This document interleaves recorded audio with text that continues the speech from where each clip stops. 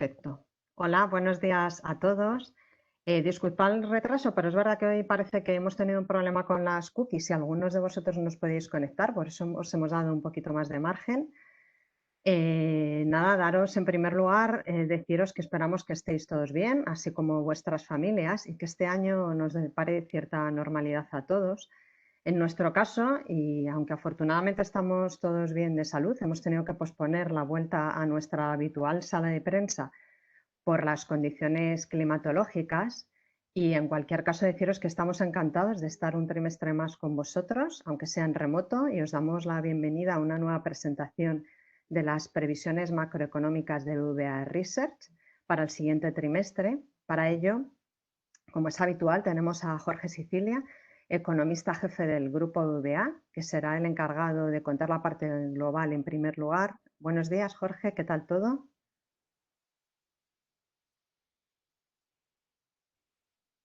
Y a continuación será Rafael Domenech. Hola, Rafa. Hola, muy buenos días, Esther, y Buenos muchas días. gracias a todos por asistir a esta presentación. Perfecto. Rafa, como sabéis, es el responsable de análisis económico de BBVA Research y tomará después la palabra para contar las previsiones. También está con nosotros Miguel Cardoso, economista jefe de España y Portugal. ¿Qué tal, Miguel? Hola Esther, y espero que todos estén bien de salud. Muy buenos días. Buenos días. Así que nada, bueno, como sabéis, una vez termine la presentación y como es habitual, abriremos un turno de preguntas para el que solo tendréis que levantar la mano virtualmente y os iremos dando paso por orden de llegada. Muchas gracias a todos de nuevo y Jorge, cuando quieras. Fenomenal. Gracias, Esther. Buenos días a todos, bienvenidos. Espero que la mayor parte de vosotros estéis conectados, si no todos. Y lo primero, pues feliz año y espero que estéis muy bien. Bueno, empezamos la presentación una vez más virtual de Situación España. Estos son momentos interesantes para hacer previsiones porque todo está cambiando relativamente rápido y lo que venimos a contarles es, bueno, pues cómo está la situación global y cómo aterrizamos ese análisis externo en la economía española. Yo creo que los principales puntos que queremos compartir, en primer lugar, es que el 2021, es el año ya de la recuperación. Tenemos una previsión de una expansión global un poquito por encima del 5% y por encima del 4% en el 2022. Y esto viene después de una caída en el 2020 del PIB de un poco más del 2,5%. Este año de recuperación no quiere decir que no vayamos a estar o que no tengamos que contemplar que va a haber baches y, de hecho, en el corto plazo, a la hora de salir con estas previsiones, pues ya tenemos el bache asociado a un nuevo episodio de aumento de infecciones del coronavirus y de una serie de restricciones en algunos países que ya de por sí introducen sesgos en las previsiones que vamos a comentar. Esta situación, no obstante, a nivel global es muy distinta de la que vimos en el 2020, en la primavera del 2020. Hay muchos elementos que son distintos, empezando porque muchas autoridades saben convivir mejor con intentar imponer restricciones que reduzcan el contagio del coronavirus al mismo tiempo que no se impone tanto daño a la actividad económica. Al mismo tiempo, tanto las autoridades monetarias como las autoridades fiscales están totalmente dispuestas a seguir tomando medidas para apoyar estos periodos. Y además, lo que tenemos encima de la mesa ya con muchísima más certeza o con total certeza es el periodo de vacunación que va a ir ganando tracción a lo largo del 2021 y que posiblemente despeje muchísimo el panorama a partir del verano. Esto no quiere decir que las incertidumbres no sigan siendo elevadas. Al final, esto es un virus cuyas posibles mutaciones son difíciles de prever y, en este sentido, pues las previsiones que todos vamos a estar haciendo están sujetas a una incertidumbre elevada. En cualquier caso, hay un cierto patrón y es que esta recuperación se va a producir a nivel global con una cierta heterogeneidad de acuerdo a la capacidad que tengan las autoridades para tomar e implementar adecuadamente las medidas y a la evolución de las vacunas, pero en España el dibujo es en general parecido a este que estoy contemplando, con una recesión, obviamente, en el 2020 y una recuperación en el 2021 que se extenderá al 2022. En el 2020 verán que vamos a revisar al alza las previsiones. La sorpresa significativa y positiva que tuvimos en el tercer trimestre ha sido de tal magnitud que creemos que va a compensar el deterioro que vamos a observar en el cuarto trimestre cuando se conozcan las previsiones del PIB de este periodo, y esto nos lleva a revisar al alza ligeramente la previsión del 2020. También, al mismo tiempo, esta entrada con mayores restricciones en el 2021 lo que nos lleva es, sin cambiar el resto de supuestos, lo que nos lleva es a que este comienzo de año más débil amerita o nos lleva a reducir la previsión del PIB para el 2021. Básicamente asociado a las restricciones de la tercera ola, principalmente en Europa, pero también en España. Y por primera vez estamos sacando oficialmente previsiones para el 2022, donde sí ya vemos que todos los efectos de la vacunación y que los efectos más completos del programa de ayudas del Next Generation EU van a tener un impacto, y por eso en el 2022, y esto es a diferencia de lo que vemos en el crecimiento global, vamos a tener una aceleración en España. Riesgos, digamos, hasta los principales, los de siempre. A corto plazo, el control de la enfermedad y la velocidad del proceso de vacunación, que es prioritario, y esto pone un sesgo a la baja en las previsiones, y ya saben que todo lo que sea menor crecimiento al principio de año tiene un efecto arrastre a lo largo de los siguientes trimestres a la hora de pensar en la previsión anual. Bueno, y luego, como siempre, el que saquemos lo mejor de los fondos del Next Generation EU y que tengamos los consensos sobre las reformas que nos permitan, bueno, trasladar esta visión positiva que tenemos acelerándose en 2021-2022 a un crecimiento relativamente alto también en años venideros. Empezando con la situación global. Esta historia, aquí lo que hemos querido presentarles es el índice de restricción de movilidad a nivel global y los casos globales diarios de coronavirus. Bueno, como ven, se ve el impacto en una menor movilidad en la reacción del segundo trimestre del año de 2020, que llevó con este gran confinamiento a una caída del PIB severo, y en la medida en que estas restricciones tuvieron un impacto positivo en el control del aumento, como digo, de las infecciones, pues se vio una mejora del crecimiento global al tiempo que se producía una mejora también en la movilidad asociada en estos primeros momentos a una recuperación de la actividad. Esta recuperación, de hecho, fue más fuerte de lo esperado en el tercer trimestre, y lo que estamos observando ahora es que el proceso de aumento de las infecciones a lo que está llevando es a un deterioro de la actividad, más en aquellos países que han tomado más restricciones a la movilidad, pero en ningún caso parecidos a los que vivimos en el segundo trimestre del 2020. Lo que ocurre es que en este final del 2020 y principios del 2021, como digo, estas restricciones se están o consolidando o posiblemente tienen probabilidades elevadas de continuar, y esto es lo que introduce un sesgo a la baja en el crecimiento en la primera parte del año. Como pueden ver, aquí no me voy a detener mucho. Este proceso de aumento de los contagios, de las infecciones de COVID, está siendo muy significativo, y obviamente a nivel global.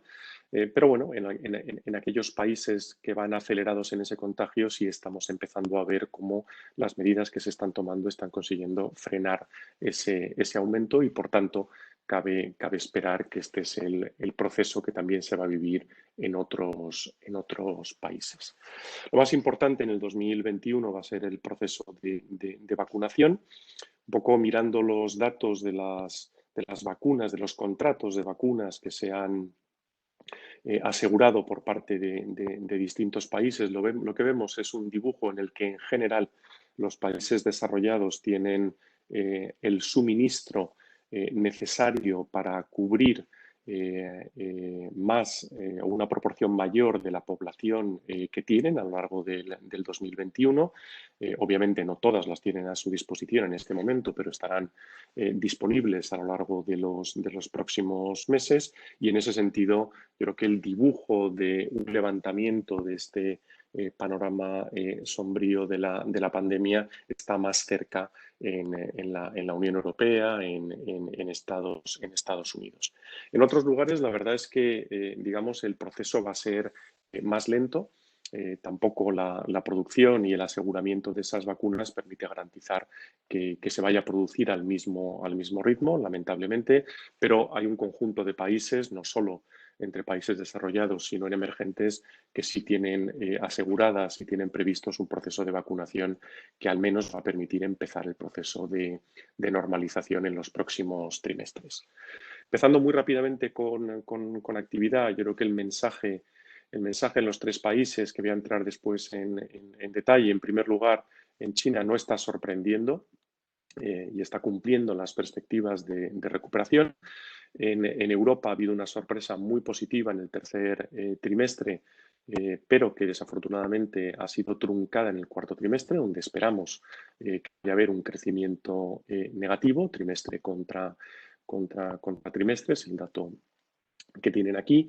Y en Estados Unidos la sorpresa ha sido también significativa en el tercer trimestre, menos que en Europa, y en cualquier caso la caída o la reducción de ese ritmo de crecimiento que esperamos en el cuarto trimestre no va a ser tan acusada como la que esperamos en Europa.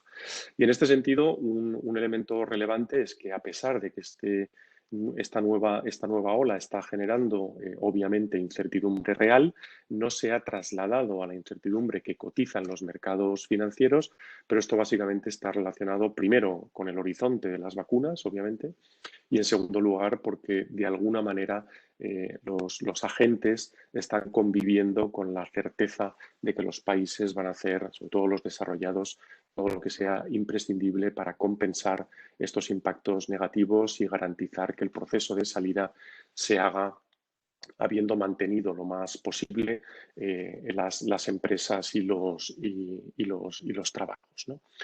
Y en este sentido, pues como ven, se han tomado medidas adicionales, tanto en Europa como en Estados Unidos. Claramente, las medidas que tomó antes de Navidades el Banco Central Europeo, de aumento del programa de compra de activos, también el programa fiscal en Estados Unidos, y todas las señales que tenemos en este país o que se está dando en este país es que estos estímulos van a continuar, tanto por el lado fiscal como posiblemente por el lado monetario, si fueran necesarios. Y en este sentido, todo esto lo que está permitiendo es un entorno donde la volatilidad de los mercados financieros se mantiene contenida y, por tanto, no es un obstáculo a la recuperación, todo lo contrario, introduce elementos de financiación más barato y de posibilidad de inversión en activos que financien esta recuperación. Obviamente, todas las previsiones tienen supuestos por detrás, los supuestos que tenemos nosotros, esta vez con más certeza. No los estamos cambiando, pero obviamente tenemos más certeza con la distribución masiva de las vacunas en las principales economías a lo largo del primer semestre del año, y creemos que esto irá ganando tracción y esperemos que nos pueda llevar a una cierta vuelta a la normalidad claramente a partir del 2022.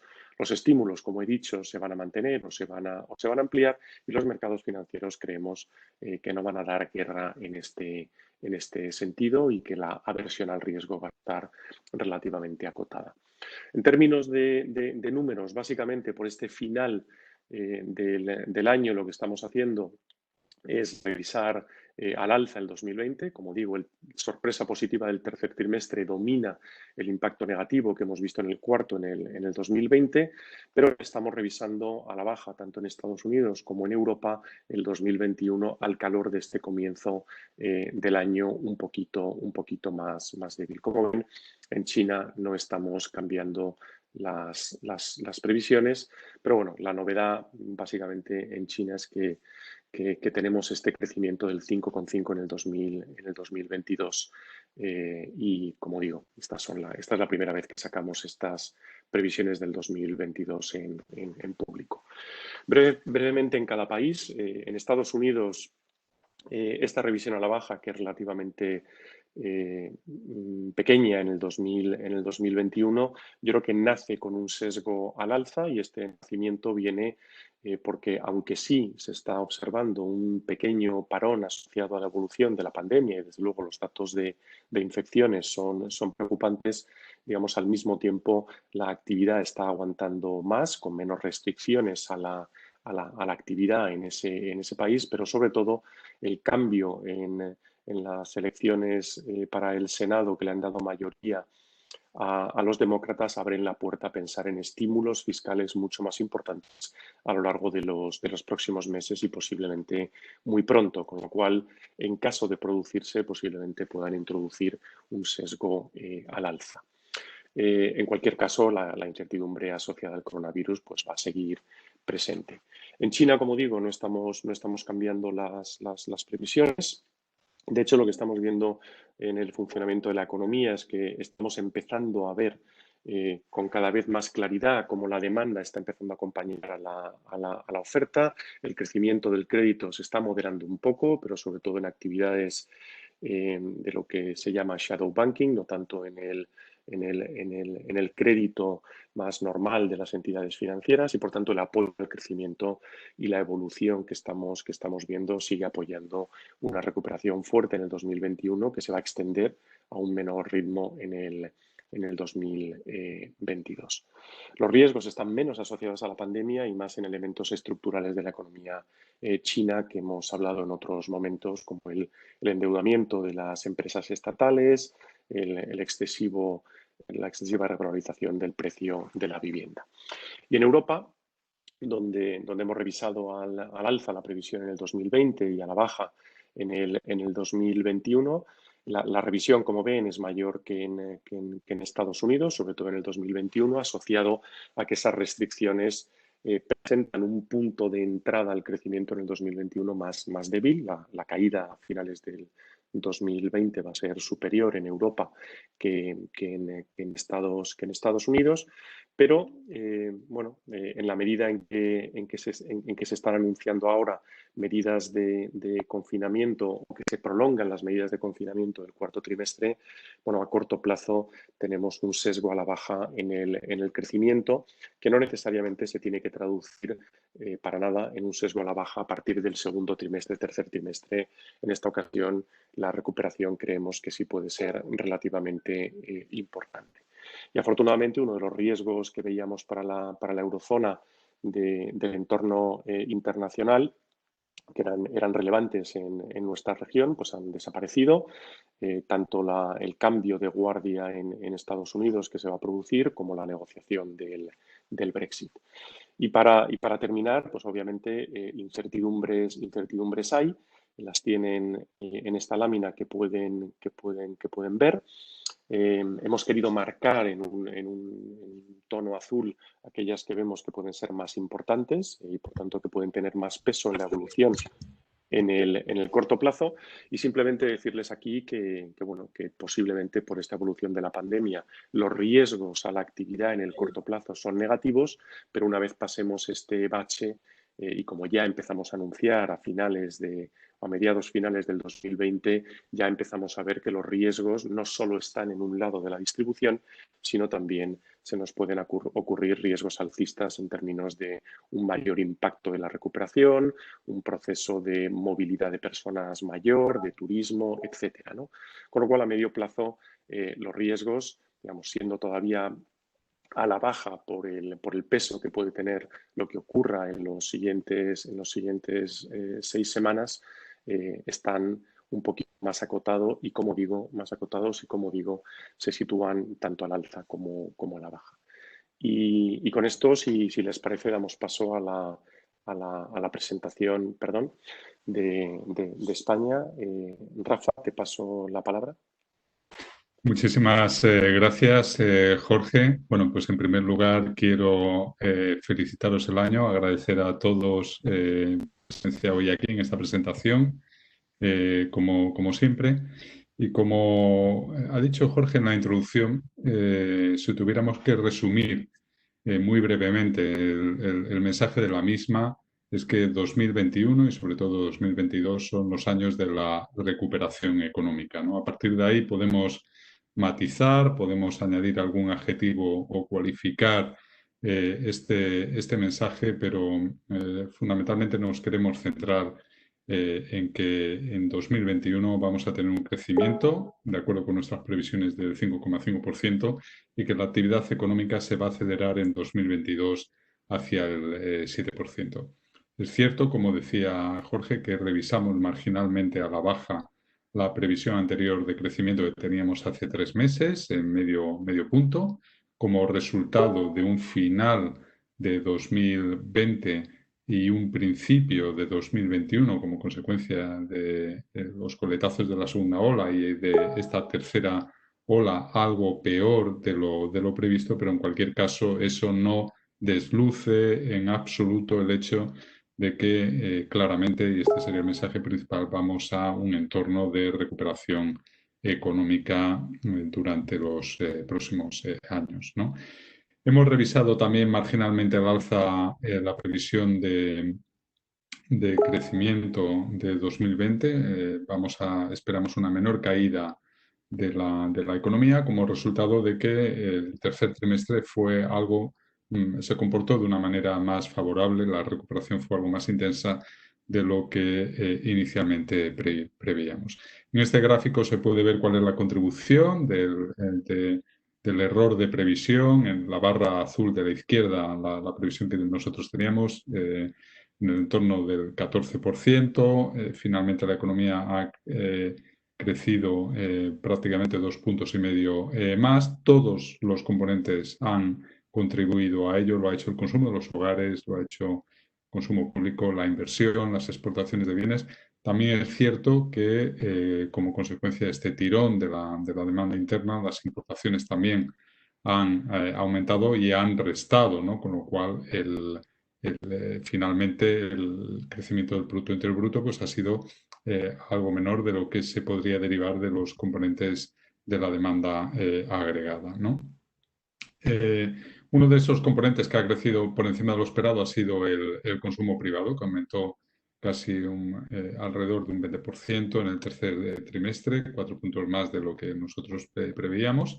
Y esto se explica como resultado de la flexibilización de las restricciones a la movilidad que se produjo durante el trimestre, la reducción de la incertidumbre, una evolución más positiva de la renta disponible de los hogares y también de la riqueza, y todo ello ha permitido que el ahorro se mantenga a niveles históricamente elevados, pero que no haya sido un lastre tan importante para la recuperación del consumo.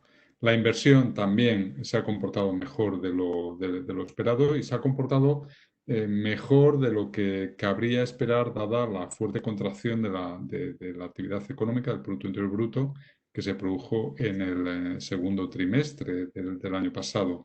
De hecho, destacamos el avance que se ha producido en el gasto en maquinaria y bienes de equipo, que ha recuperado ya los niveles de finales del 2019, una vez que excluimos el material de transporte, ¿no?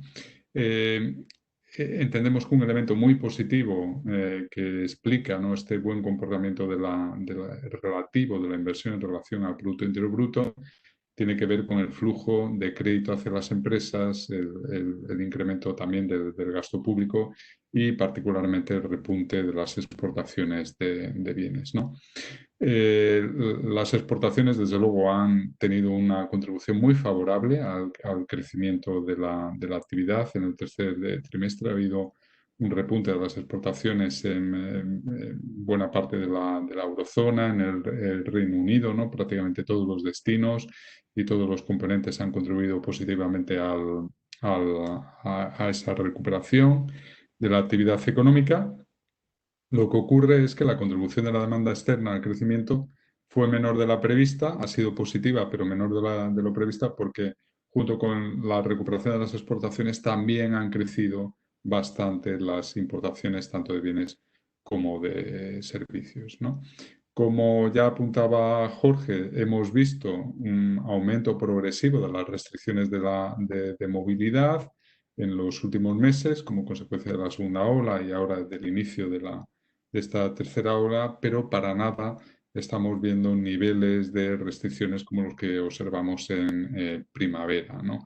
Por lo tanto, es muy posible que a corto plazo los efectos, ¿no?, de esta tercera ola sobre la actividad económica sean menos negativas. Por supuesto que lo que vimos ya en la primavera del 2020, hemos ido aprendiendo, ¿no? Nuestra economía y los sectores productivos, las empresas, se han ido haciendo mucho más resilientes, ¿no?, a la pandemia. Pero además, como se puede ver en este gráfico, también las restricciones a la movilidad hoy por hoy son menos intensas que en otros países europeos y por lo tanto pues esto apunta a que esperemos que al menos en el cuarto trimestre y previsiblemente en el primer trimestre del 2021 el comportamiento de la economía española en términos relativos haya sido más favorable que el de la economía europea. De hecho, nuestras previsiones apuntan a que en el cuarto trimestre, a pesar de esta segunda ola, no tendríamos crecimiento negativo, tendríamos un ligero crecimiento positivo, que podría estar en el entorno de dos décimas, aunque es cierto que hay mucha incertidumbre. La afiliación a la Seguridad Social ha continuado creciendo. Lamentablemente también lo han hecho los asalariados cubiertos a un ERTE y los autónomos con prestación, que repuntaron al final del cuarto trimestre. Y hay mucha incertidumbre, como decía, estos datos de afiliación de ERTE no lo son todos, no son toda la información necesaria, no sabemos o sabemos poco sobre la evolución de las horas trabajadas por empleado a lo largo del trimestre, es decir, la intensidad, ¿no?, del uso de esa fuerza de trabajo y también hay mucha incertidumbre sobre cómo ha podido evolucionar la productividad, ¿no? Al final, el crecimiento del Producto Interior Bruto es el resultado del crecimiento del número de horas trabajadas efectivas en la economía y también del resultado del crecimiento de la productividad, ¿no? Para el 2021 el crecimiento se revisa a la baja por un menor avance previsto, como hemos visto en la primera parte de la presentación, de la eurozona, que obviamente repercute negativamente en términos, como se puede ver en este gráfico, en términos de exportaciones y el efecto que ello tendrá en términos del Producto Interior Bruto, ¿no? A medida que vaya avanzando el año, que se vaya intensificando la recuperación de la eurozona, pues también veremos un comportamiento más favorable, una recuperación de las exportaciones y por lo tanto, una mayor contribución que se plasmará claramente en el año 2022, como se puede ver en este gráfico, tanto en términos de crecimiento de las exportaciones, de un mayor crecimiento del orden de 2 puntos en 2022 y, por lo tanto, una contribución que se acercaría casi al punto de Producto Interior Bruto para la economía española. La revisión a la baja también se debe al aumento de la incertidumbre sobre los contagios de esta tercera ola. Lo que nos dicen, el dato que vamos monitorizando en tiempo real de gasto mensual, en este caso es gasto mensual, pero lo monitorizamos semanalmente, el gasto por tarjeta da igual que sea tarjetas de BBVA como de otras entidades, siempre que pasen por terminales de punto de venta de BBVA. Lo que observamos es que la segunda ola tuvo un impacto negativo en el gasto de los hogares, tanto en octubre como en noviembre. En diciembre se produjo una mejoría, sobre todo en las primeras semanas hasta llegar a Navidades, hubo un repunte bastante fuerte que explica por qué en el conjunto del mes se ve, ¿no?, esa recuperación, ese punto de inflexión, pero también es cierto que en la última semana de diciembre y la primera semana de enero pues hemos visto un deterioro adicional, en parte debido pues a la evolución de los contagios, ¿no? El empeoramiento del consumo de los hogares, como se puede ver en este gráfico, ha sido más intenso precisamente en aquellas comunidades autónomas, en aquellas provincias con una mayor incidencia acumulada en los últimos 7 días, que es lo que muestra la línea azul en relación al resto de provincias.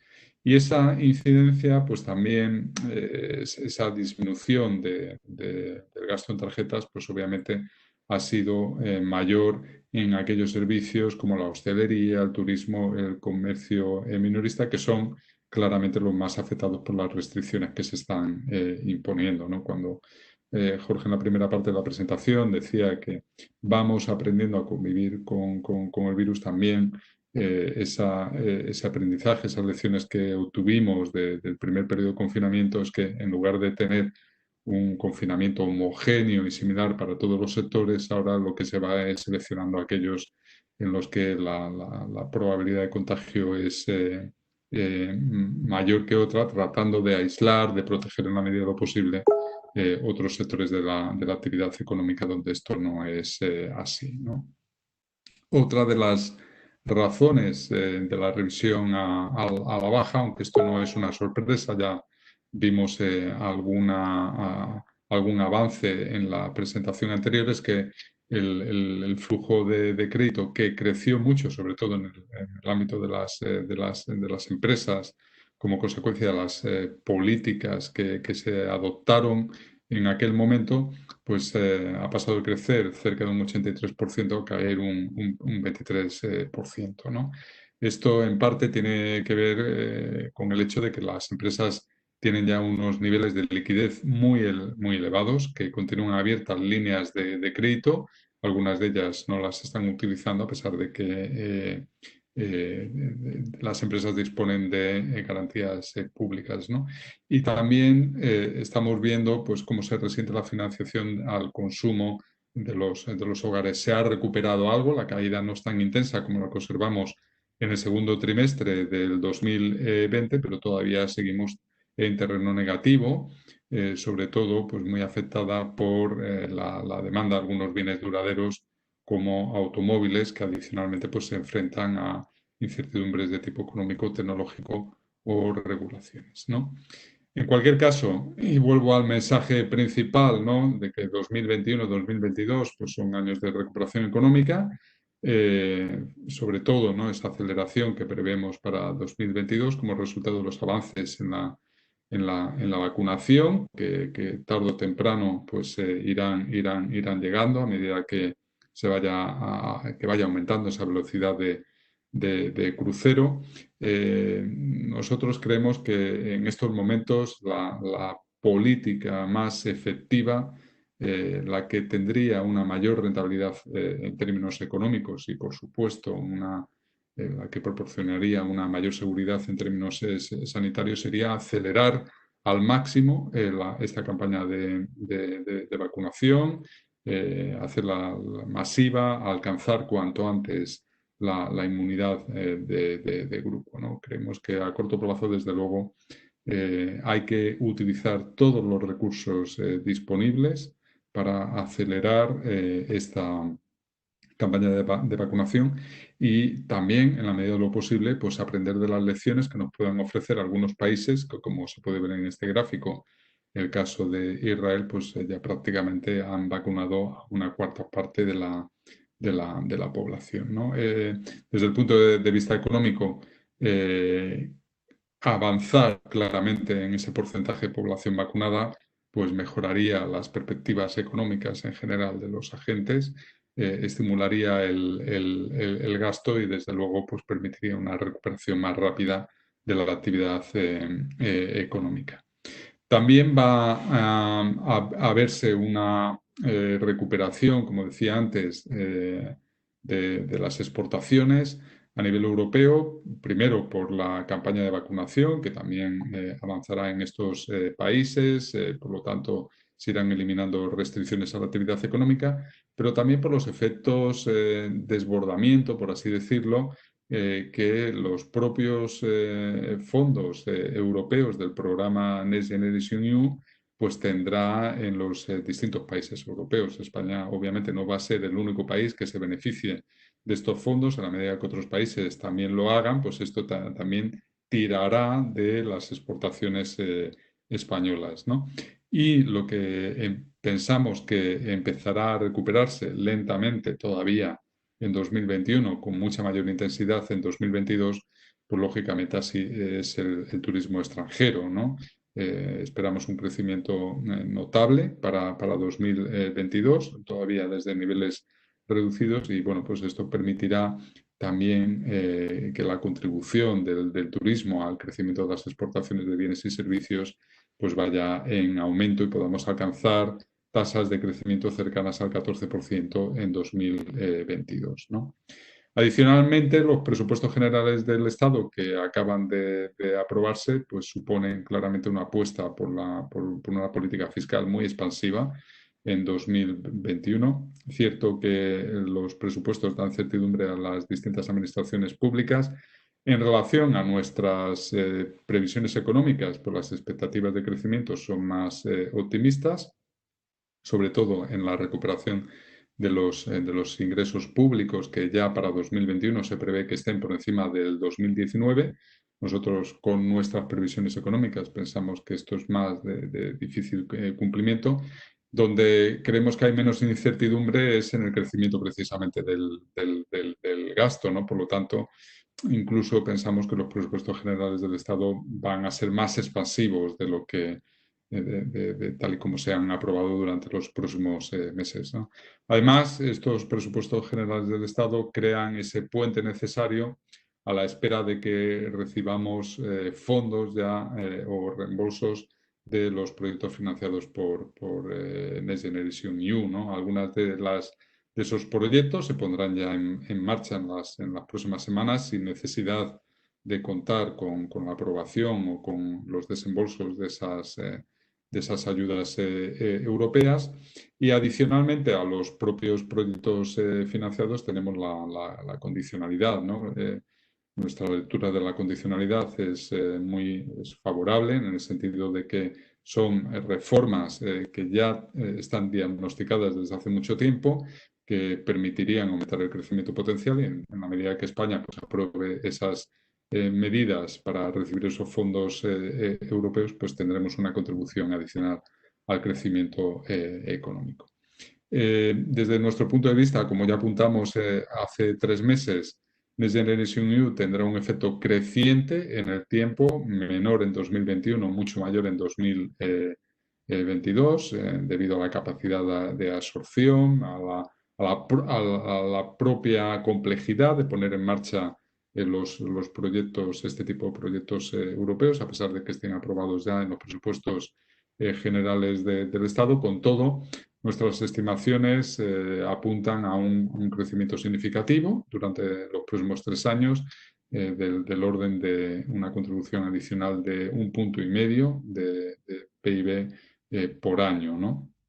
Y claramente, dados los criterios de este programa, de estos fondos europeos, pues la inversión, tanto pública como la privada, pues va a ser la gran beneficiada. En la medida que este aumento de la inversión, de esta acumulación de capital productivo, ¿no? Tanto público como privado, pues se vea adicionalmente acompañado con reformas que a medio y largo plazo pues contribuirán al crecimiento económico,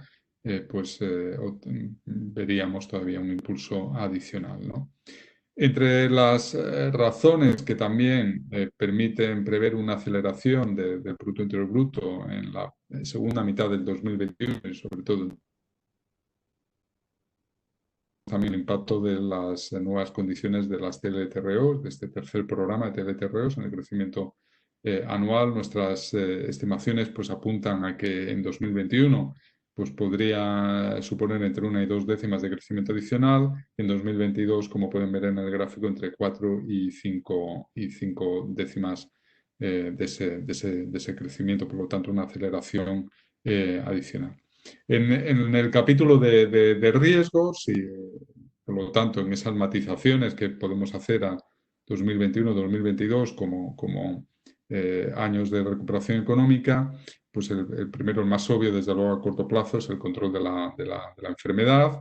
Esta tercera ola, como se puede ver en este gráfico en términos de infectados, pues está ocurriendo de una manera mucho más rápida e intensa.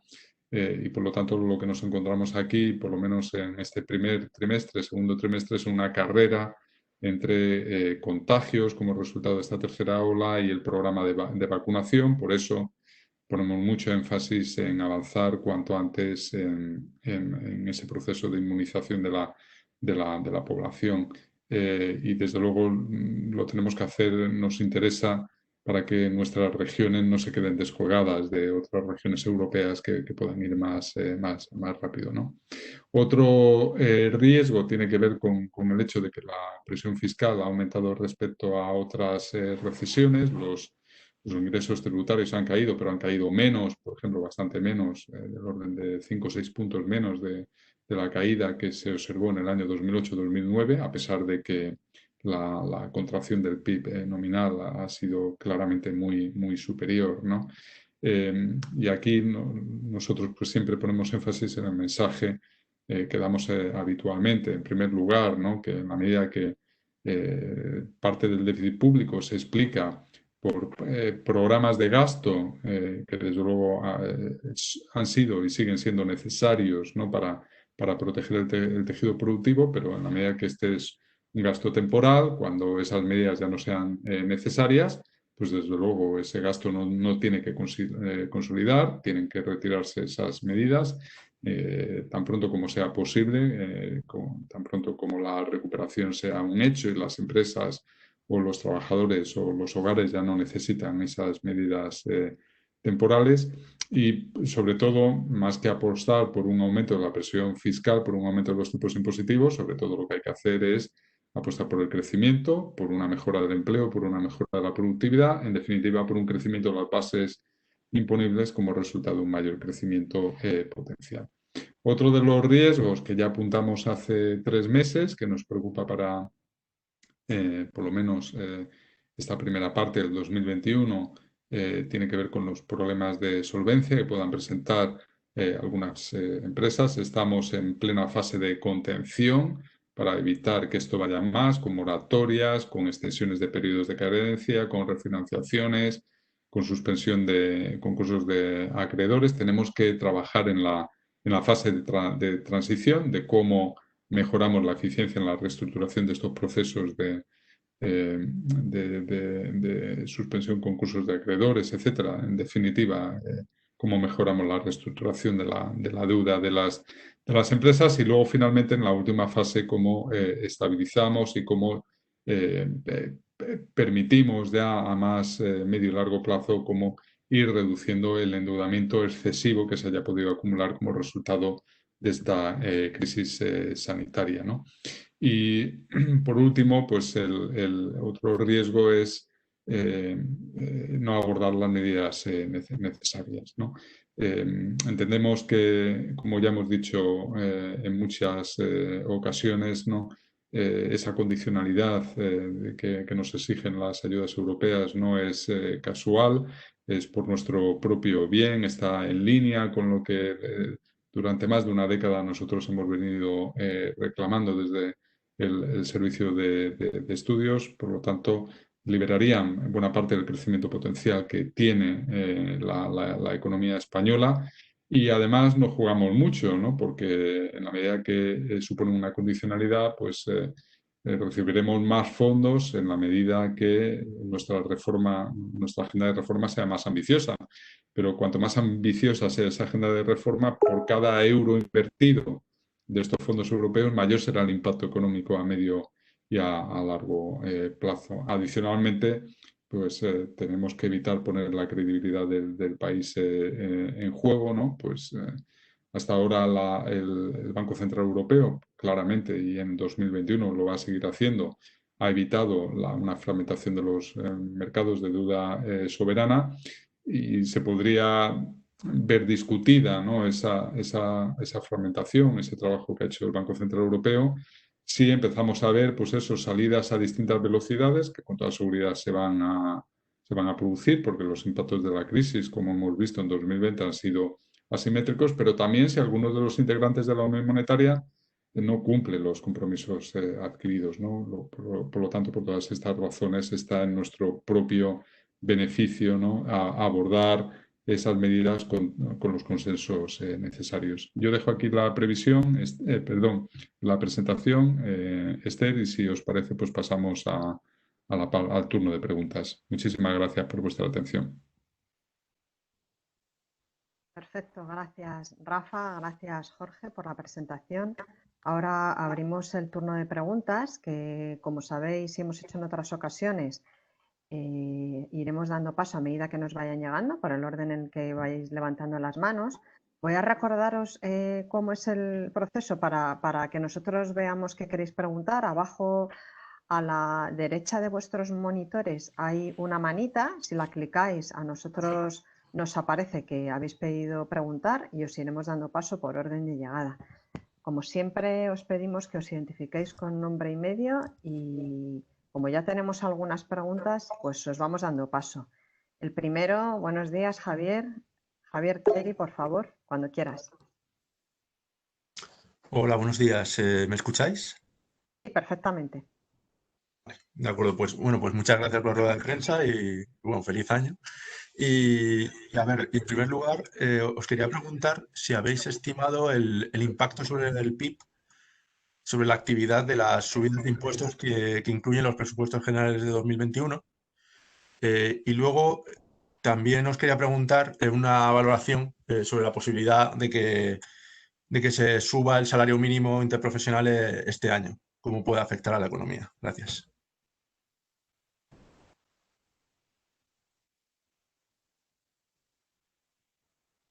¿Tomas tú la pregunta, por favor?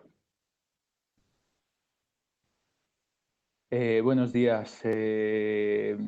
Efectivamente, o sea, el tema de la subida de impuestos lo hemos tomado en cuenta, pero el incremento que va a tener en la carga fiscal es relativamente marginal.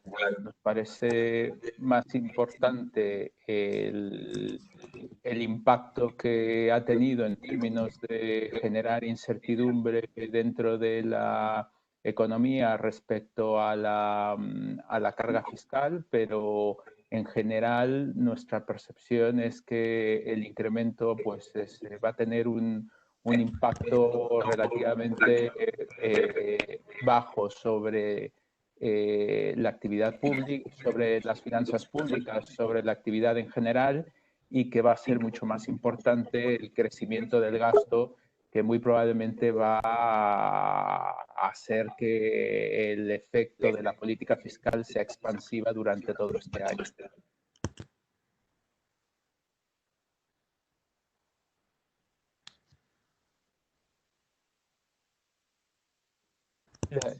Perdón, la segunda pregunta era... Sí, era, pues, ¿qué os parece la posibilidad de subir el salario mínimo este año, tal y como está la economía? Bueno, en términos de la subida del salario mínimo, en general, lo que tendríamos que considerar es que estamos en un proceso todavía de destrucción de puestos de trabajo, que hay una capacidad sin utilizar relativamente importante dentro de la economía y por lo tanto pues que que venimos todavía de un proceso de incrementos relativamente elevados en el salario mínimo, cuyos efectos todavía no hemos podido evaluar durante los últimos meses, y por lo tanto, pues la recomendación aquí sería esperar a momentos donde tuviéramos una recuperación más consolidada para poder nuevamente considerar si son recomendables esos incrementos en el salario mínimo, qué efecto han tenido los anteriores y si existen políticas mejor indicadas para reducir la pobreza, o si el efecto buscado es reducir la desigualdad, pues si tenemos políticas más eficientes para hacerlo, pero por el momento no pensamos que sea el momento para realizarlo. Perfecto, gracias Miguel. La siguiente pregunta la va a hacer Álvaro Sánchez. Álvaro, cuando quieras. Buenos días, ¿me oís? Perfectamente. Gracias por la presentación, Álvaro Sánchez, del diario El País.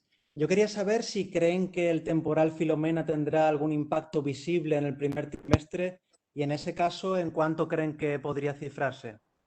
Muchas gracias.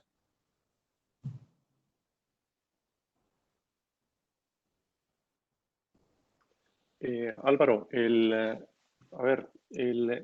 impacto, lo único que te puedo contestar es que con todos los datos que estamos viendo de tarjeta de crédito, sí se ve que en Madrid, respecto a otras comunidades, por ejemplo, donde el Filomena no ha tenido ningún impacto, sí hay una diferencia en términos de gasto en los datos que tenemos en los últimos 3 días, o sea, 8, 9, 10 de enero, y esto es posible que continúe algunos días más. Ahora, estaríamos hablando de un impacto en principio que a lo largo del año sería muy reducido, y en términos de gasto, gran parte de este gasto se podría recuperar después. Pero efectivamente alguna décima de crecimiento o en el rango bajo de esa estimación que te estoy diciendo puede tener en el trimestre, ¿no? O sea, algo sí, pronto para valorar, pero sí lo estamos notando en los gastos de tarjeta. Rafa, de hecho, no sé si quieras compartir.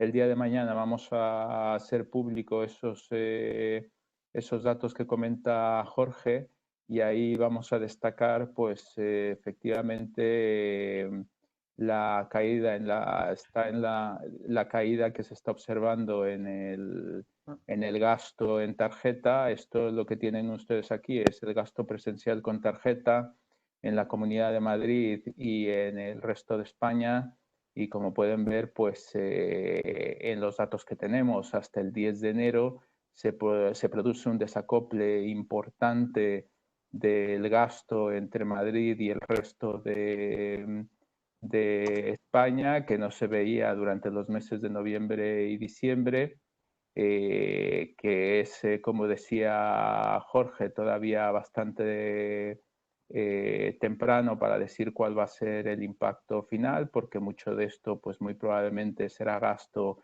que se está posponiendo y que, una vez que se normalice la situación, pues regresará. Pero efectivamente lo que estamos viendo es que, como no puede ser de otra manera, se está viendo un impacto negativo, y que hay sectores particularmente afectados, obviamente, por este temporal, por esta borrasca, y los efectos a corto plazo están siendo negativos. Gracias, Miguel.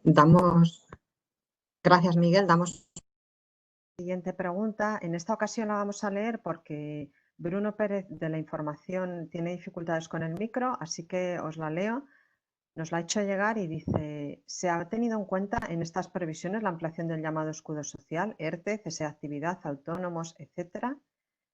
¿Consideran que será necesario activar alguna medida de estímulo adicional en 2021 o prolongar durante más tiempo las anteriormente mencionadas?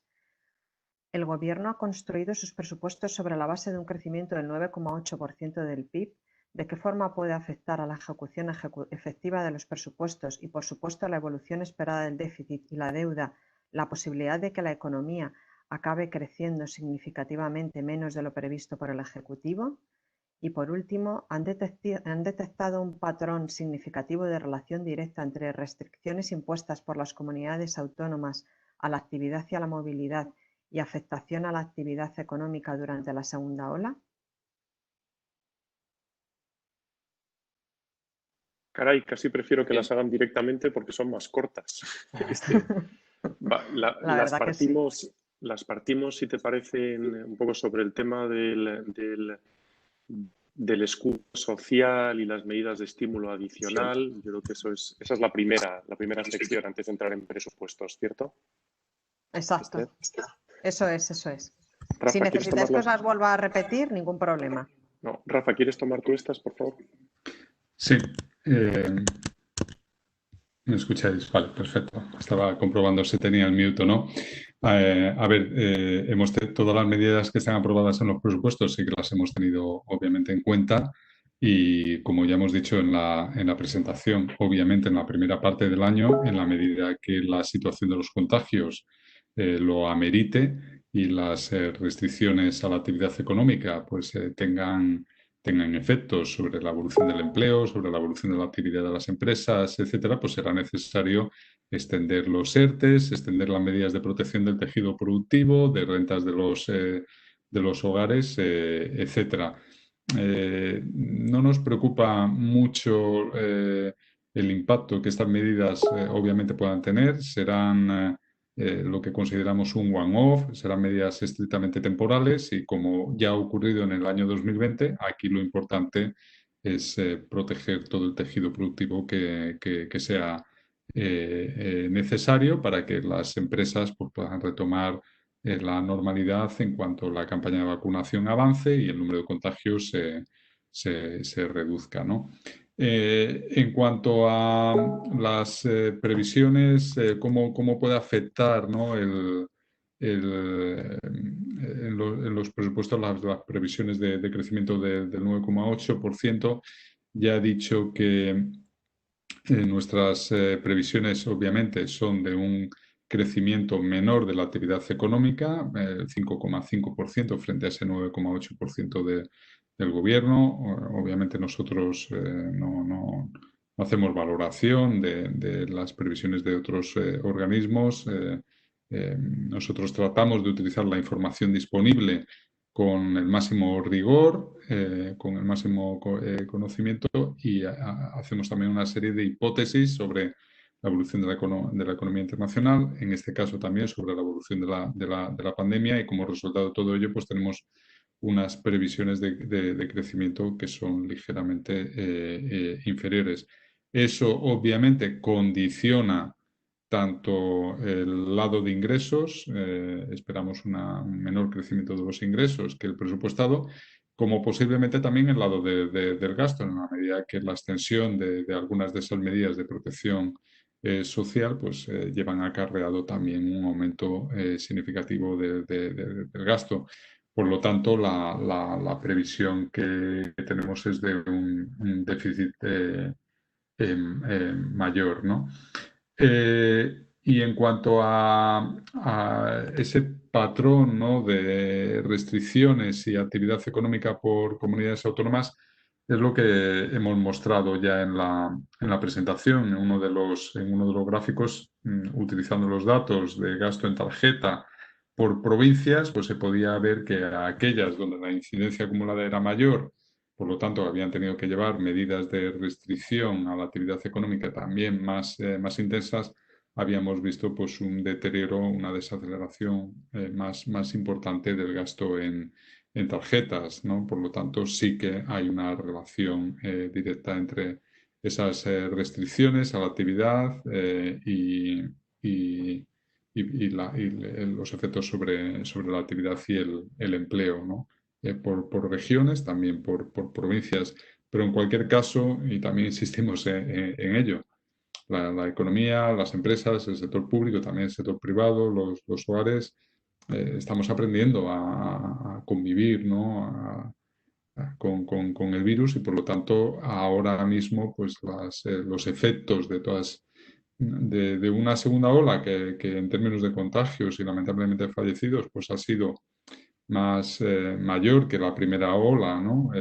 Aquella se concentró más en el tiempo, esta se ha extendido mucho más, sin embargo, pues ha tenido un impacto económico muy inferior y es algo parecido a lo que esperamos para la tercera ola, aunque insisto que hay todavía mucha incertidumbre de hasta dónde pueda llegar.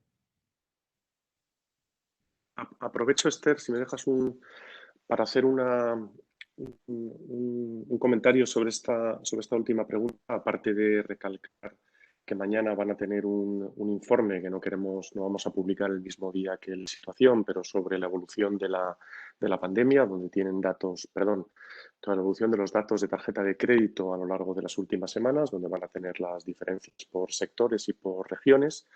Y les recuerdo que hicimos un esfuerzo también, publicamos a final de diciembre un informe conjunto con Telefónica y Iberdrola, donde intentábamos poner en común datos de consumo de crédito, de consumo eléctrico y de datos telefónicos para tener un dibujo de cómo había evolucionado al menos la primera parte de la pandemia. Y en este sentido, una de las enseñanzas que van a ver aquí, o que pueden ver en el documento, es que cuando hay mucha restricción, el aumento de la movilidad está muy correlacionado con la actividad. Pero una vez desaparece ese primer efecto, la correlación entre movilidad y actividad, precisamente por este aprendizaje de las autoridades a la hora de restringir en algunos sectores donde se puede maximizar el impacto positivo sanitario y minimizar el impacto económico, hace que la correlación no sea tan alta, ¿no? Pero bueno, efectivamente hay una cierta relación, como digo, más fuerte en tanto que las restricciones a la movilidad sean más generalizadas. Perfecto, Jorge. Además, para aquellos que os interese el informe que comentaba Jorge, lo tenemos disponible en la página de BVA Research y en cualquier caso, si tenéis cualquier duda en Communications, estamos encantados de ayudaros. Así que está disponible para todos. Damos paso a la siguiente pregunta, que en esta ocasión nos entra por audio y la va a hacer María Vega. María, cuando quieras. Muchas gracias. Yo quería saber qué impacto tendría en las previsiones un confinamiento severo global en España. No sé si también nos podrían hacer alguna previsión sobre el empleo y qué va a pasar con esas personas que están en empresas ahora mismo bajo la figura del ERTE y que no se sabe si van a poder retomar su actividad hasta 2022, que es cuando van a volver los turistas de manera más pronunciada a España. Y por último, no sé si nos puedan hacer una valoración sobre los precios de la energía, cómo va a impactar en la recuperación económica el hecho de que la energía esté subiendo de manera preocupante en estas semanas. Gracias. Bueno, sobre la primera, ejercicios de simulación siempre se pueden hacer y obviamente no son complejos. Lo que pasa es que no nos gusta hacerlos ni comunicar números que son muy aventurados. Quiero decir, para que te hagas una idea, una actividad de una semana del PIB en el PIB anual, estamos hablando de un impacto de 2 puntos de crecimiento. Entonces, dependiendo qué tipo de restricciones en qué sectores, cuántas semanas de confinamiento, qué tipo de confinamiento te puede dar desde décimas a algo mucho más fuerte, ¿no? Y en este sentido, digamos, preferimos no explicitar este tipo de simulaciones porque siempre son muy especulativas. Lo que yo creo que sí amerita por nuestra parte es decir que está claro el crecimiento en el último trimestre del 2020 que tenemos en las previsiones, como ha comentado Rafa, es del 0,1, con toda la incertidumbre alrededor de esa previsión. Y en el cuadro macro lo que tenemos es un crecimiento en el primer trimestre en España del 0, de hecho un estancamiento. Y todo lo que sea introducir una serie de restricciones, lo que introduce es un sesgo a la baja y aumenta significativamente la probabilidad de que ese primer trimestre pueda ser negativo, ¿no? Pero bueno, yo lo dejaría ahí diciendo que el sesgo es claro y que simulaciones se pueden hacer muchas, pero obviamente todas van a la baja, ¿no? Y no sé si queréis tomar las siguientes preguntas. Sí, respecto al tema de los ERTEs y las personas que están en esta situación, digamos que uno de los mayores éxitos que hemos observado de las políticas públicas en este año ha sido precisamente el desligar la caída del PIB a la caída del empleo. Normalmente lo que veíamos en España era que por cada punto de caída del PIB lo que veíamos era un punto de caída del empleo, en general una sensibilidad unitaria. Y en esta ocasión lo que estamos viendo que en 2020, a pesar de que tenemos previsto una caída del 11% del PIB, estamos viendo una caída que estaría pues alrededor del casi el 3% en 2020. De la misma manera en que los ERTEs han suavizado esa caída del empleo, es también muy probable que también la transición hacia un puesto de trabajo de estas personas sea relativamente lenta porque no necesariamente tienen la capacidad, tienen las habilidades para inmediatamente encontrar trabajo en los sectores donde muy probablemente vamos a ver una recuperación durante 2021 y 2022. Entonces, en ese sentido, si ustedes ven nuestras previsiones, lo que estamos apuntando es que a pesar de que la economía crecería un 5,5%, pues el empleo apenas aumentaría un 2%. En 2022, a pesar de que tendríamos una recuperación del 7%, pues el empleo se incrementaría alrededor del 4,5, 4,8%. Entonces, esto va a ser algo lento, es algo en lo que se podría centrar mucho de los usos de esos recursos que van a venir desde Europa en términos de tratar de darle a las personas que en estos momentos están en estos ERTEs, facilitarles su transición hacia esos sectores que van a generar puestos de trabajo, pero desafortunadamente, como va a tardar en llegar esa recuperación en los sectores donde actualmente están, pues es muy probable que algunas de estas personas pasen un tiempo prolongado en esta situación, sobre todo ahora con los rebrotes y por lo tanto, bueno, pues el crecimiento del empleo, su transición hacia un puesto de trabajo, pues va a ser lenta.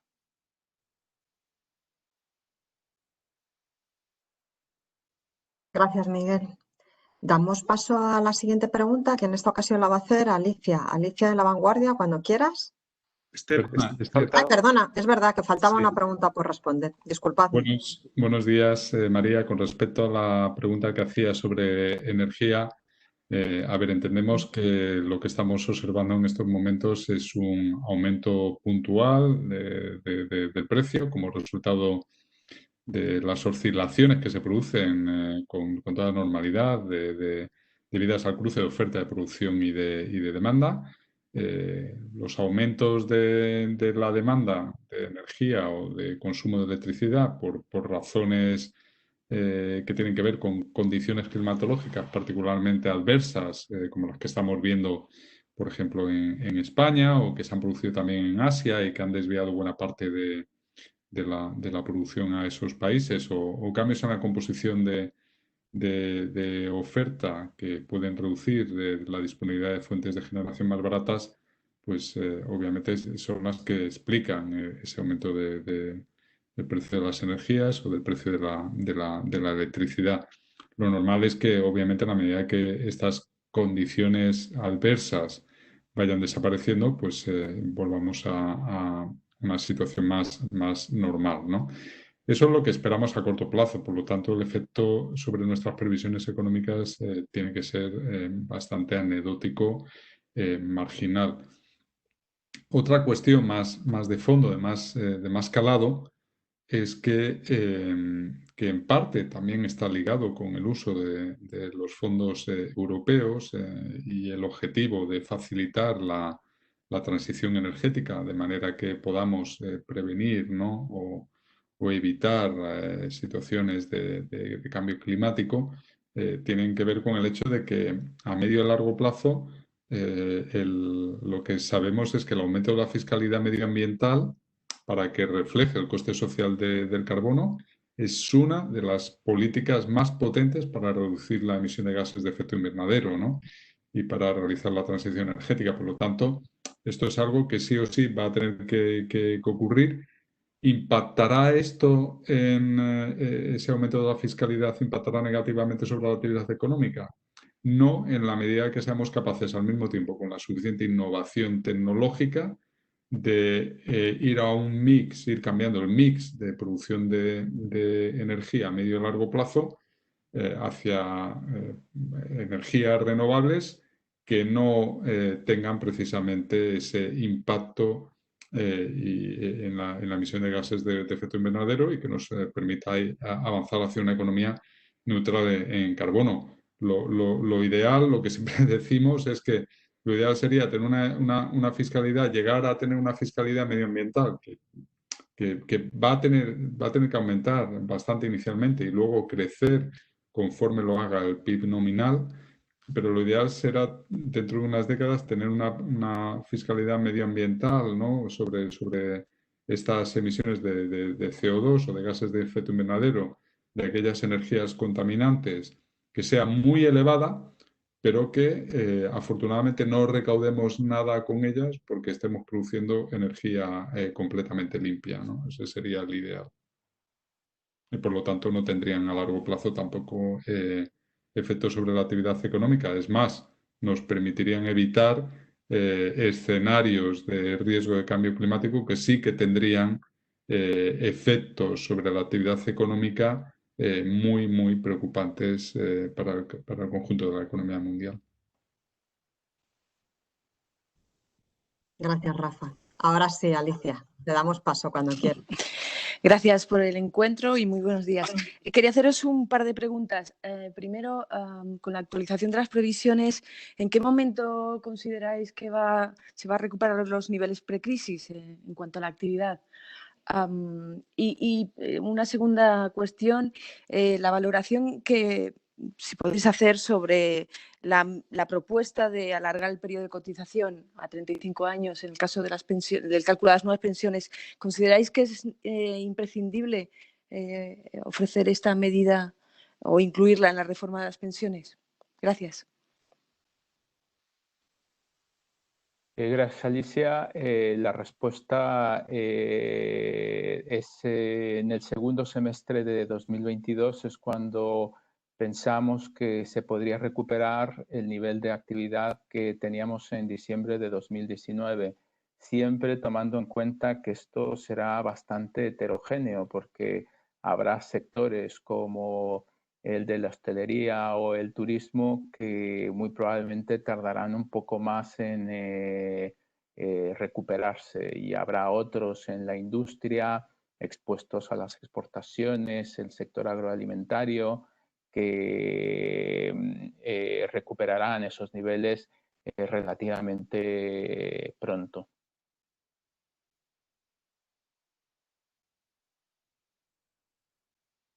La necesidad de alargar el periodo de cotización, claramente nosotros llevamos muchos años defendiendo la conveniencia de esta política.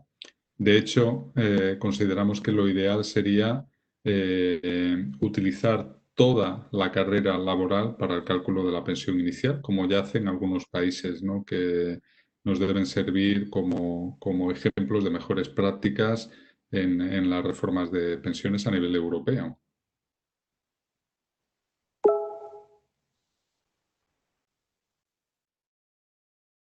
Gracias, Rafa. La siguiente pregunta la va a hacer Javier Jorrín. Javier, cuando quieras. Hola, buenos días. Muchas gracias por la presentación. Yo quería saber un poco respecto a las hipótesis que manejáis para la evolución de la pandemia, sobre todo pensando de cara al próximo verano. Yo no sé si estas previsiones de crecimiento contemplan que puede volver el turismo internacional el próximo verano y un poco en qué cuantía. También quería saber respecto al primer trimestre. Todavía no tenemos ningún dato del trimestre en curso, pero si vuestras previsiones contemplan que ya empiece o que ya se retome la recuperación en este trimestre, o si todavía vamos a estar muy cerca del cero, incluso con riesgo de recaída.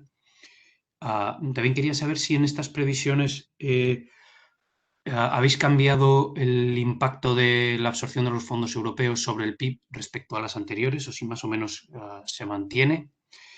Y por último, ya pensando en todo el horizonte temporal de previsiones que dais, ¿cómo estimáis que se comporte la productividad? Ya sé que esto es complicado preverlo, sobre todo teniendo en cuenta de cómo será la absorción de los fondos europeos, pero si consideráis que la productividad va a generar una aportación positiva al crecimiento del PIB, o si la recuperación de algunos de los empleos destruidos en estos meses que generan un bajo valor añadido va a hacer que la productividad reste. Muchas gracias.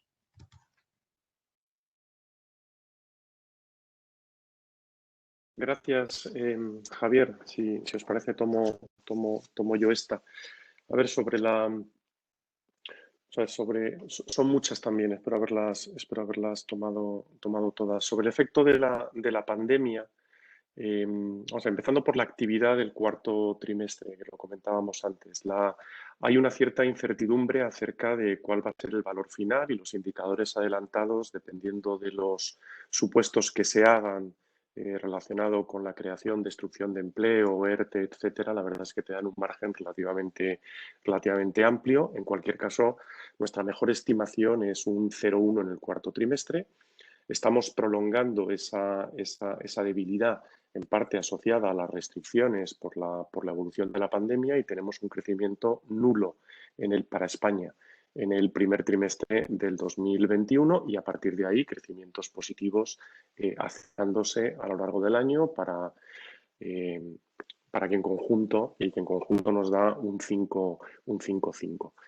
Entonces, efectivamente, si hay, como comentábamos antes, si hay un efecto de unas mayores restricciones, por ejemplo, en Europa, sin que haya en España necesariamente, pero que se prolonguen las restricciones en Europa y que, de hecho, van a llevar a que la región europea tenga un crecimiento negativo en el último trimestre del año pasado, pues si prolongamos esa, efectivamente, el impacto también será negativo en la economía española, tanto más en la medida en que tengamos al mismo tiempo restricciones en algunos lugares en España, si es que se producen. Con lo cual, digamos, lo que sí reconocemos en esta senda de recuperación que estamos dando es que a principios de año tenemos un cierto sesgo a la baja asociada a esta evolución. ¿Qué es lo que ocurre? Que a diferencia de otras ocasiones también tenemos, bueno, no solo el hecho de que pueda y que seguramente esas restricciones sean selectivas, sino que también el entorno global es distinto, tanto por la rapidez del apoyo que sabemos que va a existir en términos de política económica, como el propio aprendizaje de los agentes a la hora de enfrentar estas restricciones.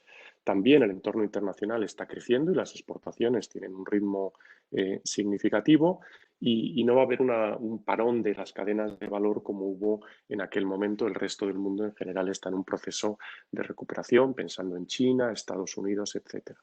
Entonces, ese patrón, como digo, es creciente. Si tenemos un bajón en el primer trimestre respecto a nuestras previsiones, seguramente ese más que la recuperación que pondremos en el segundo trimestre si eso ocurre, y tendría algún impacto negativo en el crecimiento anual. Este es un poco el dibujo en términos trimestrales.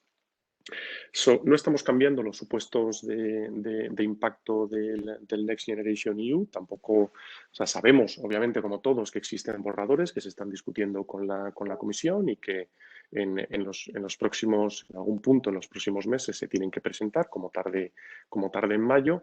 Ahí tendremos algo más de visibilidad a la hora de poder asignar ese tipo de planes a lo largo del tiempo y con los efectos de multiplicador asociado.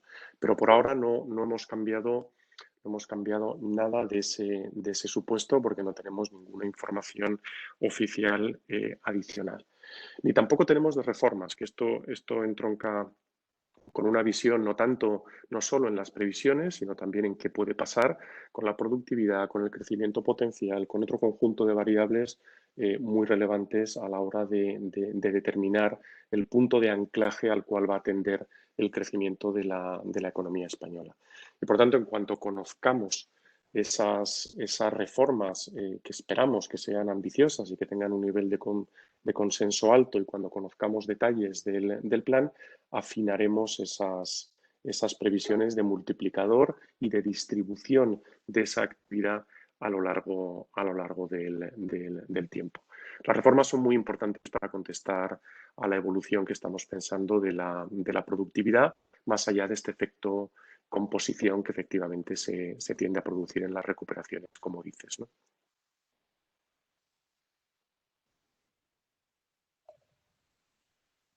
Solo por añadir algo a lo que ha planteado Jorge, con respecto a Next Generation EU, Javier, hemos sacado también un documento de trabajo recientemente, antes de que acabara el año, lo tienes disponible en nuestra página web, donde hacemos precisamente unas proyecciones y unas simulaciones utilizando exactamente los mismos criterios de la Comisión Europea sobre cuál sería el impacto en distintos escenarios sobre el Producto Interior Bruto de estas ayudas, ¿no?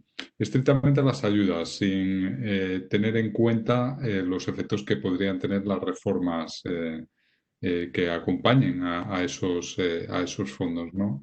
Y ahí se puede ver la secuencia también temporal, ¿no? Por si quieres ahondar en estos efectos, ¿no? Y con respecto a la productividad, no tenemos estimaciones de productividad por hora trabajada. Obviamente, teniendo en cuenta que con los ERTES se ha preservado empleo y hemos tenido una fuerte caída de la actividad económica, previsiblemente en el entorno del 11,5% en 2020, el año pasado se ha producido una fuerte caída de la productividad aparente del trabajo del entorno del 4%. ¿Qué es lo que esperamos para 2021-2022? Pues en la medida que son años de recuperación económica y a diferencia de otras crisis, con una volatilidad de la actividad económica mayor que la del empleo, lo que esperamos es una recuperación de la productividad aparente este año y el que viene, ¿no? Para este año el crecimiento estaría cerca del 1%, para el año que viene cerca del 2,5%. Pero insisto, productividad aparente del trabajo, no en términos de productividad por hora trabajada. Y respecto a la pregunta sobre el turismo, estamos asumiendo que estos procesos de vacunación van a tener un impacto positivo sobre el sector. Si el año pasado, en promedio, pues el consumo de no residentes cayó un 80%, más o menos fue el 20% de lo que vimos en 2019, para este año estamos suponiendo que podría estar más alrededor de un 50-60% y en 2022 estar más hacia un 60-70% de los niveles alcanzados en 2019, con lo cual estamos esperando una recuperación importante. Las tasas de crecimiento van a ser muy significativas, pero como comentaba Rafa en su presentación, desde niveles bastante bajos y todavía, bueno, pues permanecerá mucha incertidumbre sobre la gente en términos de su seguridad para viajar, que puede limitar en cierto sentido estos desplazamientos, digamos, a corto plazo. Entonces, ese es el tipo de recuperación que estamos esperando para el sector turístico a corto plazo. Gracias, Miguel. Gracias a los tres. Antes de dar paso a la siguiente pregunta por audio, os voy a hacer una que nos había llegado por escrito y como además ha salido ahora mismo para ver si podemos matizar, porque sí que nos pide repreguntar, es Rosa Sánchez del periódico, que nos dice: estimar un impacto positivo en el crecimiento del PIB de los fondos europeos de un promedio de 1,5 puntos en los próximos años. No me ha quedado claro cuál sería el impacto estimado para 2021. De su previsión de crecimiento del 5,5% para este año, ¿qué parte se debería a los fondos europeos? No sé si podemos matizar esto antes de seguir con la siguiente pregunta. Sí, lo publicamos en la anterior revista y como decía Rafa, no hemos cambiado en ese sentido. Estamos esperando que los fondos se implementen con cierto retraso y por lo tanto que la mayor parte del gasto relacionado se dé durante el segundo semestre de este año y en ese sentido la contribución al crecimiento estaría alrededor de 1 punto este año. Y el siguiente ya, digamos, con un entorno, con una inercia más importante, el efecto sobre el crecimiento sería de alrededor de 2 puntos porcentuales.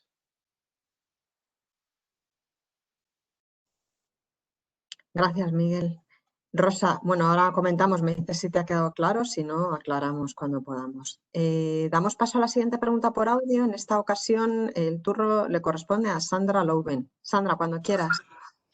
Hola, hola, buenos días. Soy Sandra Louben de Handelsblatt, Alemania. ¿Me oís? Perfectamente, Sandra. Es muy importante que España siga con las reformas también para su credibilidad y una de las grandes tareas pendientes es bajar el déficit estructural. Del otro lado, hay el riesgo de retirar los estímulos al crecimiento demasiado temprano. Entonces, lo que quería saber es cuándo llegará el momento de empezar con esa tarea maestra y cómo podría hacerse sin perjudicar demasiado el crecimiento. Gracias.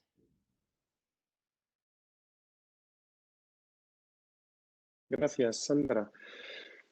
A ver, las dos cuestiones son, aunque no lo parezca, compatibles. El punto que haces de efectivamente no retirar los estímulos pronto es importante para asegurarse que esta estrategia de protección del empleo y de intentar garantizar que es que el mayor número de empresas y la mejor relación posible entre empresas y sus trabajadores puedan empezar a operar cuando la pandemia permita que esto se produzca, y en este sentido, pues si tenemos deterioros médicos relacionados con las infecciones, pues efectivamente el nivel de apoyo para garantizar que esto siga ocurriendo pues tiene que aumentar en el corto plazo. No queda mucho atendiendo a lo que está pasando con las vacunas, y el aprendizaje también obliga a que efectivamente tengamos siempre un ojo puesto en que sean selectivas y que estas medidas de alguna manera cada vez se hagan de una manera más confinada a aquellos sectores donde existen los problemas, ¿no? Y al mismo tiempo, un elemento que destacábamos en esta presentación, que nos parece especialmente importante, que es gestionar todo el proceso de insolvencias, potenciar la recapitalización de las empresas en la medida en que sean solventes, para garantizar que este coste de ajuste, que obviamente se va a producir, se genere con el menor daño posible.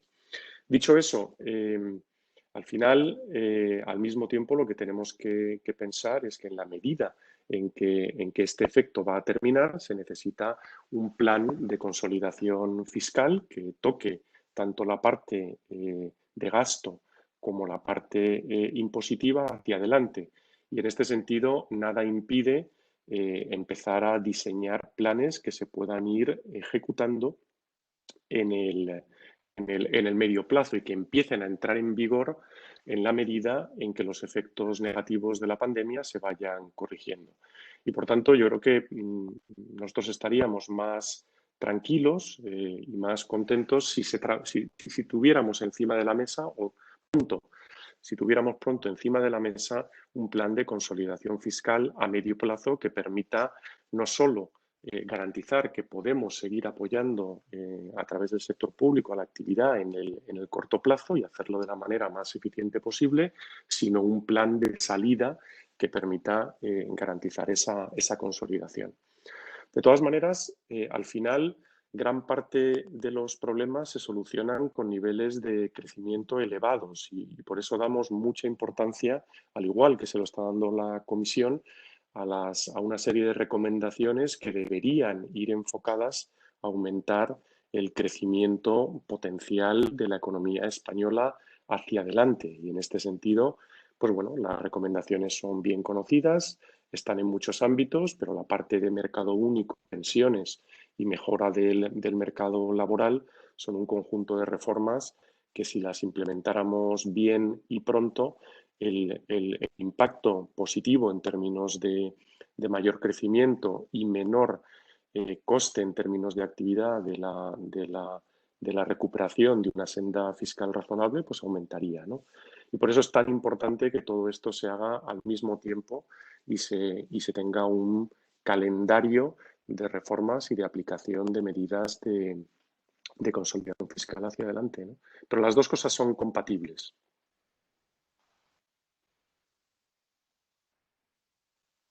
Gracias, Jorge. Damos paso a la siguiente pregunta, que la va a hacer Rebeca. Rebeca, creo que querías probar el micrófono, en principio. Sí. Adelante, te escuchamos perfectamente. Ay, fenomenal. Gracias por la presentación. Feliz año a todos.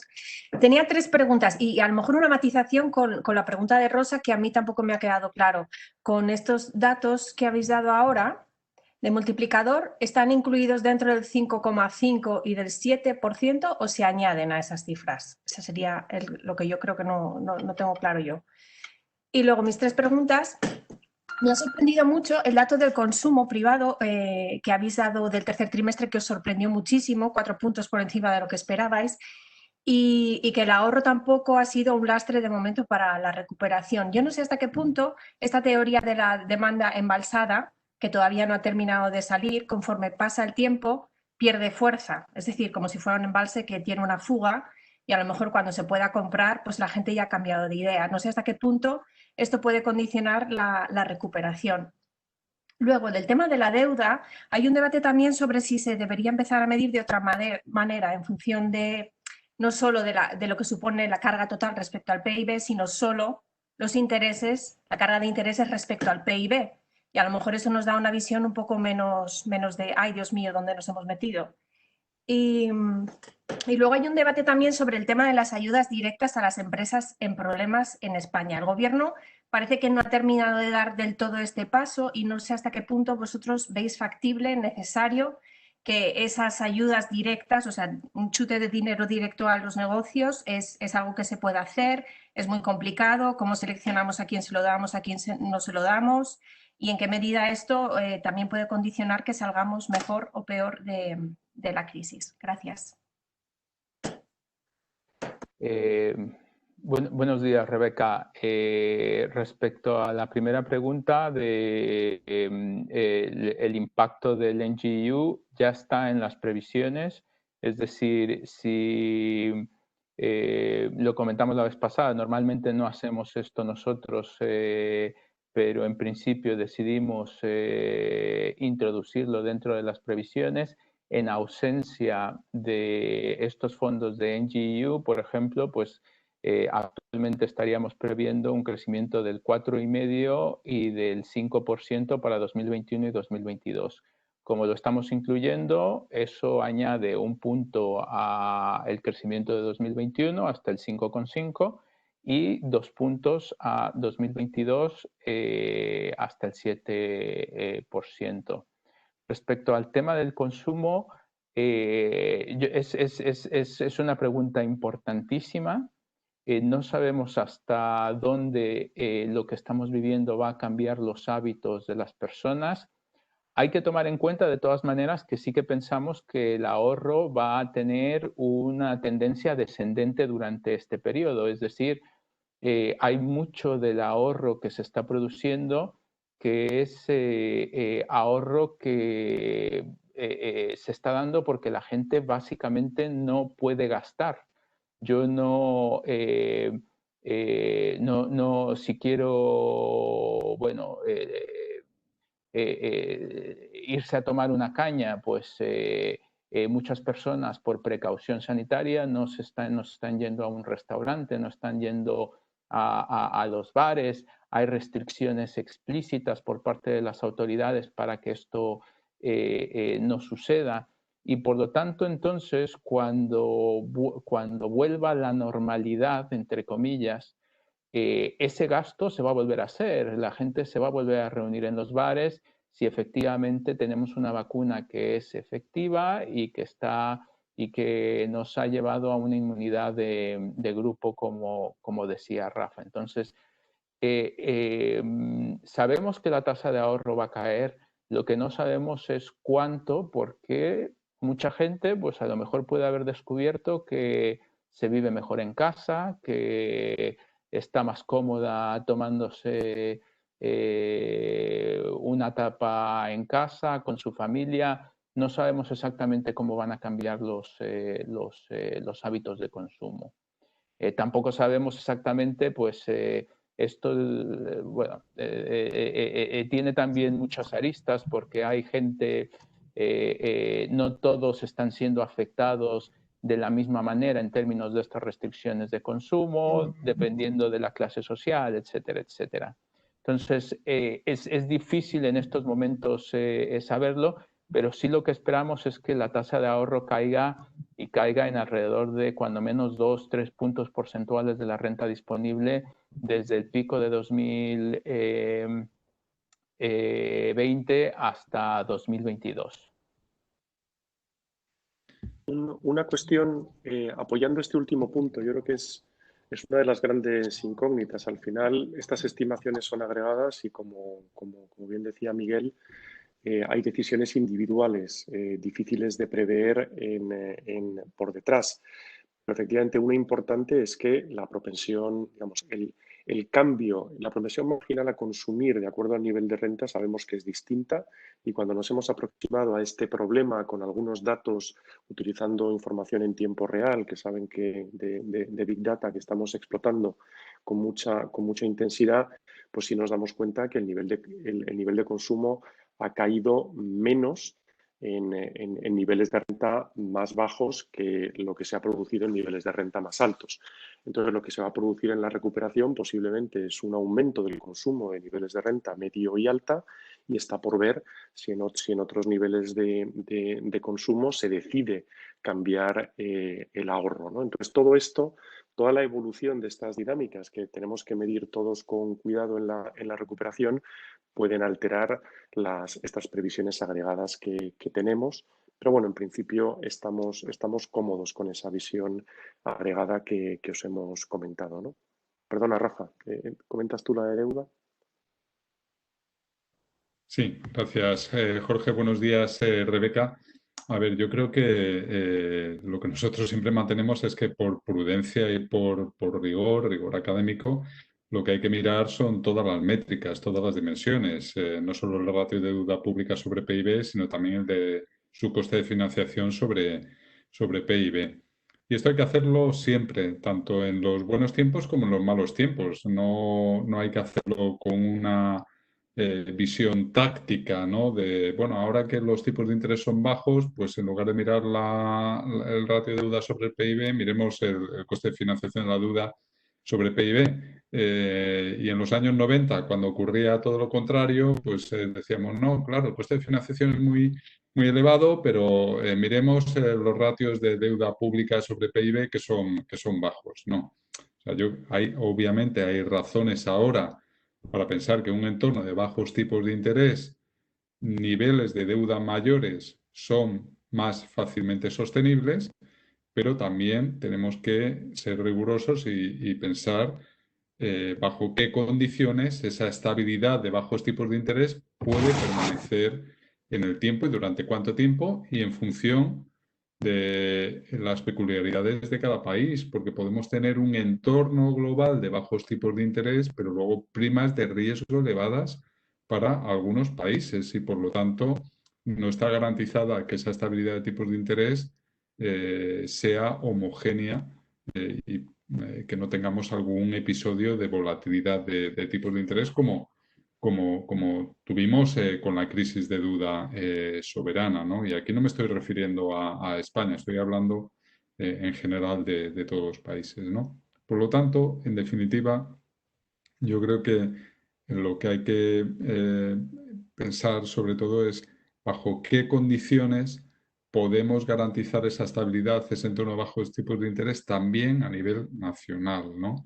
Y eso pasa fundamentalmente por, en primer lugar, generar confianza a aquellos inversores que tienen que comprar nuestra deuda pública, y pasa por crecer. Obviamente, cuando se transmite confianza y cuando se transmiten escenarios de crecimiento económico, porque las previsiones son buenas, porque el crecimiento potencial aumenta, es elevado, porque se llevan a cabo reformas que, como decíamos, liberan ese crecimiento potencial más allá del propio crecimiento que nos puedan proporcionar las ayudas de los fondos europeos, pues entraremos en un círculo virtuoso en el que podremos reducir al mismo tiempo el coste de financiación de la deuda, porque podremos beneficiarnos de primas de riesgo bajas y porque el aumento del crecimiento del Producto Interior Bruto reducirá tanto el ratio de deuda pública sobre PIB como el de coste de financiación de la deuda sobre PIB. Y por último, insistir que algo que es bastante evidente y que hemos visto reiteradamente en las últimas décadas.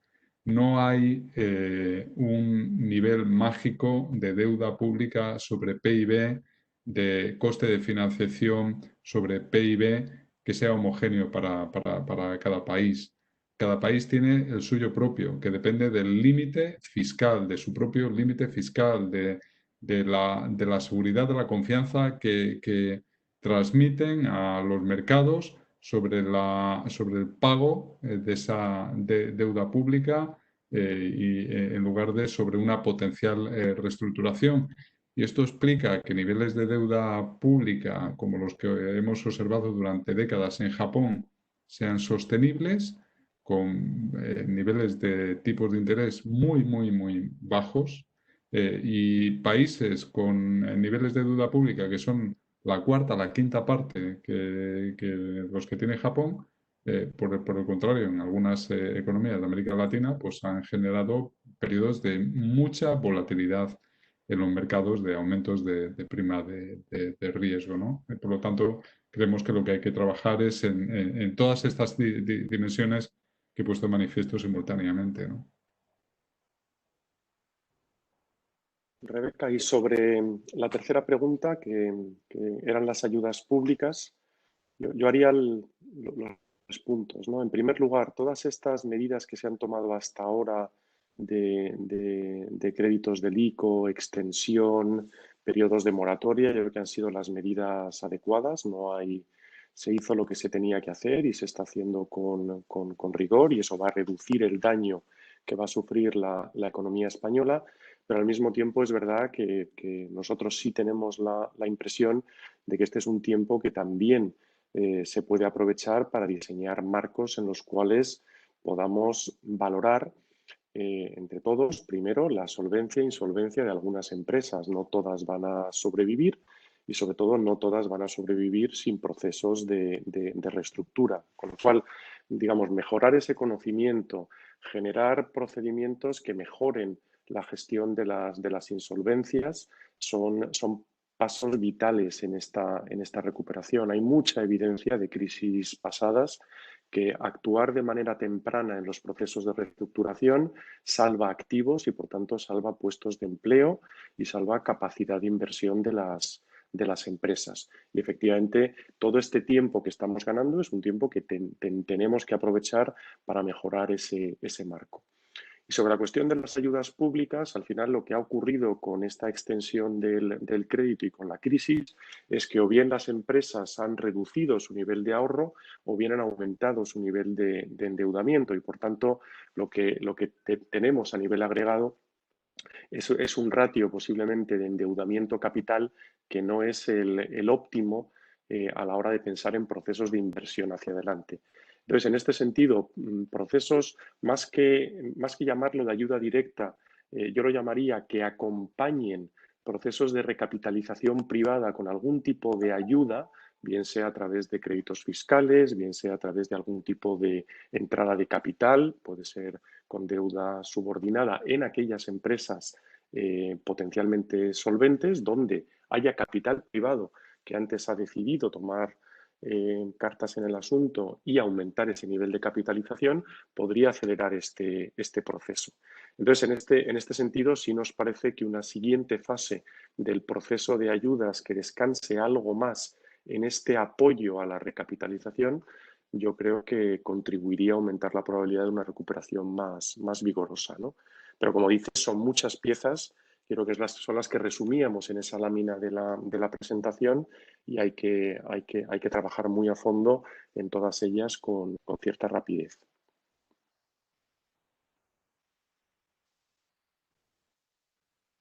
Gracias, Jorge. Damos paso a la siguiente pregunta. En esta ocasión es Marga Vives. Marga, cuando quieras.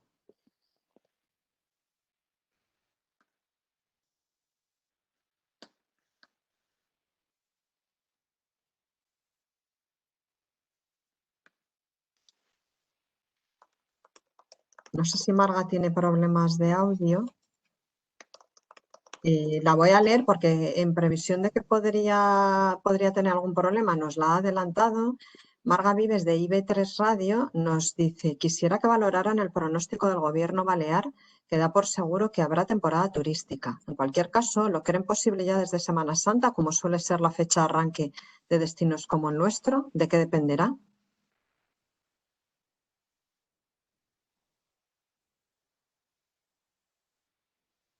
Yo creo que ahora mismo hay mucha incertidumbre para alrededor de todo esto. Nosotros lo que sí que hemos supuesto es que vamos a ir en términos de turismo de menos a más.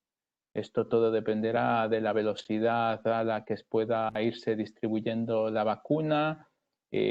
Como decía, el efecto que pueda tener sobre las personas y su confianza para poder tomar un avión, sentirse seguros de que no van a contagiarse, de que no van a tener que pasar sus vacaciones confinados o en un hospital. Esto pues todavía no sabemos exactamente qué tan inmediato va a ser. Como ya les comentaba, nosotros sí que estamos pensando que vamos a tener un mejor año que el anterior, que probablemente los incrementos más importantes los vamos a ir viendo en términos turísticos pues hacia la campaña de verano, pero en estos momentos es difícil ver exactamente cuál va a ser el momento en el cual vamos a empezar a ver un incremento sustancial de esas visitas de turistas durante los próximos meses.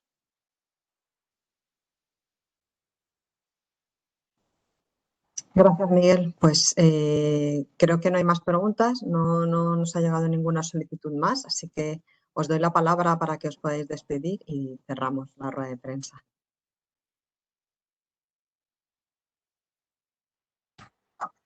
Pues muchísimas gracias, Esther y a María, y a todas las personas que nos han acompañado en esta presentación. Como siempre, desearles de nuevo feliz año a todos y que se cuiden mucho.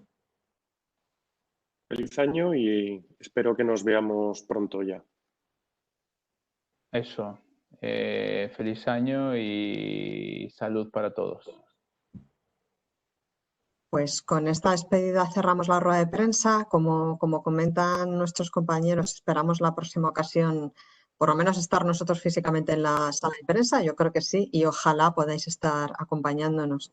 Así que nada, cualquier cosa, de todas maneras, estamos a vuestra disposición para solucionar cualquier duda y encantados. Muchas gracias a Jorge, a Rafa y a Miguel y a todos por estar con nosotros una vez más. Buenos días.